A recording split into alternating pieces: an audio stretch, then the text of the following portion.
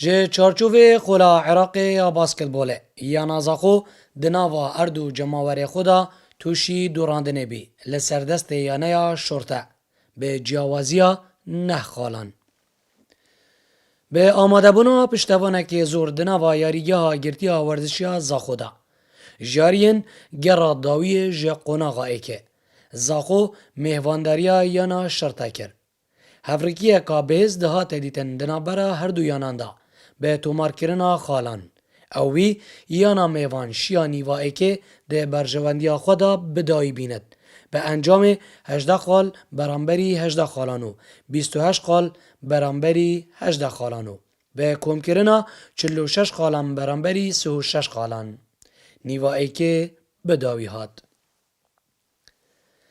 ده هر دو چاره کنسیه و چاره نیوا دویدا خودان مال به استر هات دیتن دناوا یاریگه داو به انجام 16 خال برانبری 16 خالانو 17 خالان برانبری 16 خالان لی به مفاورگرتن جخالا نیوا ایکه یا ناشرطه یا سرکفتی بیو یاری بداوی هات به سرکفتنا یا نامیوان به انجام 78 خالان برانبری 69 خالان.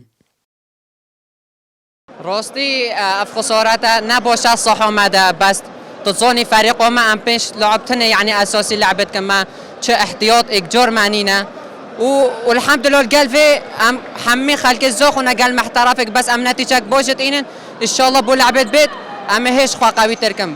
مباراة قوية، نادي زاخو نادي جيد، والرقم الأول الجمهور، جمهوره مرعب يعني كلش خوش جمهور ويشجع زاخو لآخر مباراة من تخلص المباراة يصفق لنا شوف مثل ما شفت.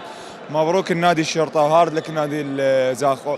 احنا بالبداية كان عندنا انتكاسات بسيطة خسارتين 3 غيرنا الكادر التدريبي تغييرات صارت لاعبين محترف بدلناه جيد صارنا 6 مباريات متتالية فوز ان شاء الله القادم افضل. جه سرجم انجام دانا 11 یاریان دخولا باسکتبولا عراق دا. یا نازاخو شیای 6 سرکفتنو 5 دوراندنان بدتو. 17 خالان کم بکت.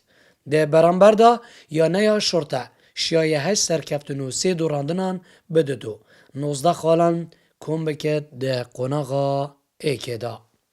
زیروانگولی با دینان زاخو.